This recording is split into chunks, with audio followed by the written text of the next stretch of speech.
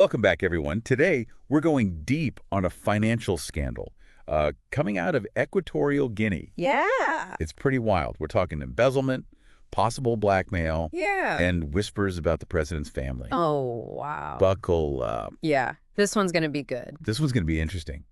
What's so interesting to me about this is that it centers around the agency that's supposed to be preventing this. Right. Equatorial Guinea's ANIF. Yes. ANIF stands for Agence Nationale d'Investigation Financière. ANIF. And their whole purpose is to stop things like this, right? To crack down on money laundering and financial crimes. Yeah. It's almost too perfect, right? It is. The irony. Yeah. The director of this agency, Baltasar Ebang and Gonga, is the one who's accused of being corrupt. Yeah. So before we get into the details, Yeah. can you give us some background on how ANIF's actually supposed to work? Yeah. So ANIF, they act as a financial watchdog. Oh, okay. They investigate any kind of suspicious financial activity. They try to track money flows, and then they work with international organizations to combat money laundering. I see. So you can kind of think of them as the financial detectives. Right. They're trying to, ensure transparency and accountability. Gotcha. So they're the good guys, in theory. Yeah, in theory. Trying to stop the flow of dirty money. Right. And yet here we are, in Gonga, the head of it all, accused of playing for the other team. Yeah. What did he do? So he's accused of embezzling a crazy amount of money, 1 billion CFA francs. Wow. And for listeners who might not be familiar with that currency, it's about 1.5 million US dollars. Okay. And to put that into perspective, a lot of people in Equatorial Guinea live below the poverty line. Yeah. That kind of money could have been used to build schools and hospitals. Right. And just improve infrastructure, which they really need. Yeah, that's a huge amount of money. Yeah. It makes you wonder where it all went and who else is involved. Yeah, for sure. But it's not just about the money, is it? There's something else going on here Right? that makes this even more explosive. Absolutely. So beyond embezzling money, he is also accused of having a ton of compromising videos, like about 400 of them. Oh, wow, 400. Yes. And they feature a lot of very important people in Equatorial Guinea. So we're not just talking financial corruption now, Yeah. right? This is blackmail. Yes, potential blackmail on a huge scale. Huge scale.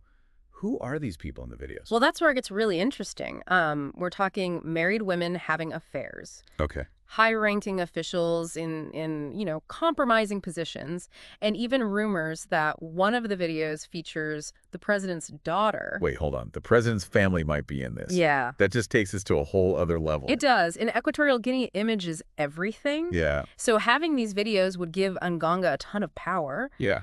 Just imagine the damage if those were to be, leaked or used for blackmail. Reputations ruined, careers over, families torn apart. Right. It's pretty crazy. So now we're talking about more than just, financial crimes. This is about power and control. Exactly. Using this information to manipulate people in positions of authority. Exactly. And it brings up so many questions, like, did he use these videos to get his position at Aina Knife?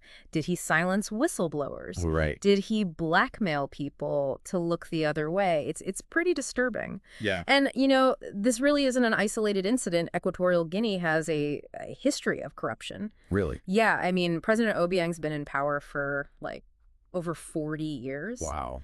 And his regime has, they've had a lot of accusations, human rights abuses, and financial misconduct. So this isn't just some random bad apple, this Ngonga situation. It's like a pattern of corruption in their government. Yeah, exactly. I mean, there have been reports from, organizations like Human Rights Watch and Transparency International. They've been saying for years that Equatorial Guinea lacks transparency. There's no accountability, no rule of law, really. So this case with Ngonga could really be a turning point. Yeah, it might force them to actually face this issue. And people have definitely noticed. This scandal has gotten the attention of a lot of people, right?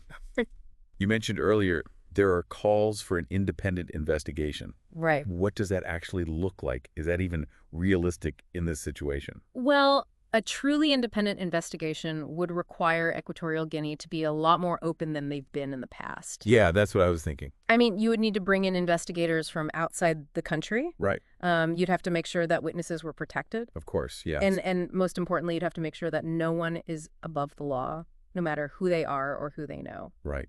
But wouldn't that be incredibly risky for President Obiang?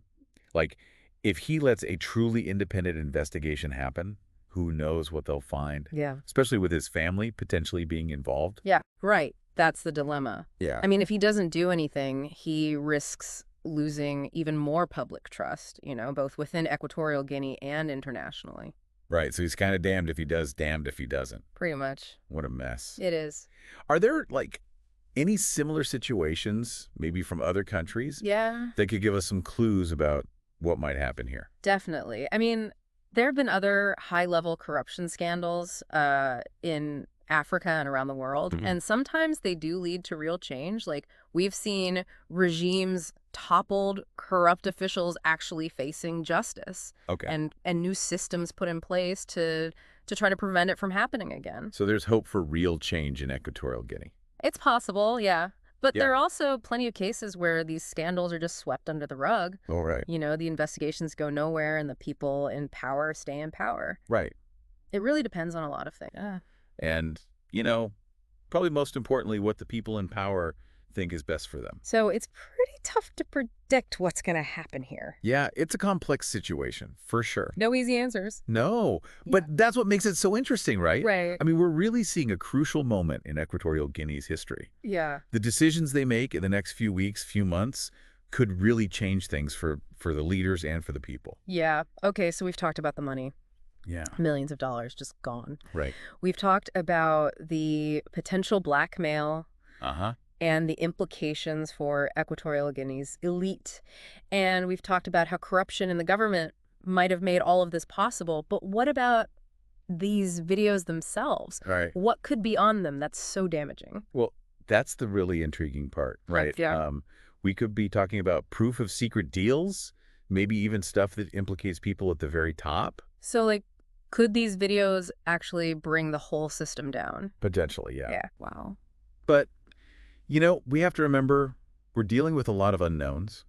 We don't know exactly what's on those videos, how real they are, or who really has them. Right. And there's also the chance of manipulation. What do you mean? Well, these videos, they could be used as a tool to target certain people Okay. or to try to get a certain political outcome. So they might not be telling the whole story. Exactly. We can't just assume that everything we hear is true. Right. Disinformation is a powerful weapon, especially when things are this uncertain and people are suspicious. Yeah. It's totally possible that those videos could be leaked strategically, edited to tell a certain story, or even completely fake. Wow. That's a good point. We have to be careful about what we believe. Definitely. Right. And this brings us back to the independent investigation, right? Right. If they're going to use these videos as evidence, they need to verify them, Uh-huh. figure out the context and who's had them all this time. Okay, so let's say these videos are real. Yeah. And they do show something really bad. Okay. What happens to Equatorial Guinea? Well, there could be some serious fallout. We could see high-ranking officials resigning, Yeah. maybe even facing criminal charges. Wow. There could be demands for President Obiang to step down, Really? and depending on what happens, it could lead to a lot of political instability, maybe even violence. Wow. And what about the rest of the world? What would this mean for Equatorial Guinea's relationships with other countries? Yeah, it would definitely strain those relationships. I mean, we've already seen international organizations calling for sanctions and investigations. And if things get worse, Equatorial Guinea could become really isolated. Wow, this sounds like a powder keg. Financial corruption, blackmail, political chaos, and the whole world is watching. It is. It's a story that raises some big questions about power, Yeah. accountability, and how we fight corruption. And it shows how important a free press is. And having strong institutions that can hold leaders accountable. So we've got this powder keg in Equatorial Guinea. But you've also said that this could go in a lot of different directions. What should we be looking for as this plays out? Like, what are some signs that real change might be coming? Or, the opposite, like a cover-up? Yeah, good question. So if we're talking about actual accountability, a few things come to mind. First, a real independent investigation with people from outside Equatorial Guinea involved. Okay, yeah. That would be a strong signal. And look for, credible investigators, people who aren't biased, who are actually given access to everything they need, all the information, all the witnesses. But so no, like hand-picked committees or reports that disappear. Right, exactly. Transparency is so important. Yeah. The second thing is watch for real legal action against the people who are involved. And I mean real consequences. Not just a slap on the wrist. Yeah, not just a warning. If high-ranking officials actually face consequences, that could mean they're serious about dealing with corruption. Okay, that makes sense. And on the other hand, what are some signs that a cover-up might be happening? Well, look for attempts to silence people. Critics, journalists, people who might speak out. If the government starts cracking down on anyone who disagrees with them or trying to control what information gets out, that's a bad sign. Okay. Also, be careful about investigations that happen too quickly or that aren't transparent. So a lot of statements and promises that never actually lead to anything. Yeah, exactly. And, you mentioned the international community earlier. They have a big role to play in this. Yeah. International pressure, like sanctions or diplomatic censures, Hmm. or even support for pro-democracy groups. Those things could really push for change. So this isn't just about what happens inside Equatorial Guinea. It affects the whole world. Absolutely. Corruption, especially on this scale, it causes problems everywhere. It weakens democracy, it destabilizes entire regions, and it makes it harder for countries to grow and succeed. Right. Plus, this scandal could scare away investors and make Equatorial Guinea even more isolated from the rest of the world. You've given us a lot to think about. This isn't just like some theoretical thing. This is real life with real consequences for real people. It is, and it shows that corruption isn't a victimless crime. Right. It hurts people, especially in countries where resources are already limited and there's a lot of inequality. So as someone who studies this stuff, what's the big takeaway for you? What do you hope people listening to this will remember? I think the biggest takeaway is that change is possible, but it's hard. It takes people paying attention, holding leaders accountable, and demanding transparency and justice. Yeah. And we have to remember that this fight isn't just happening in Equatorial Guinea. Right. It's happening all over the world. That's a good point. Well, I think we've reached maximum depth on this deep dive. I think so. We've uncovered this shocking scandal, the corruption, the potential consequences for everyone.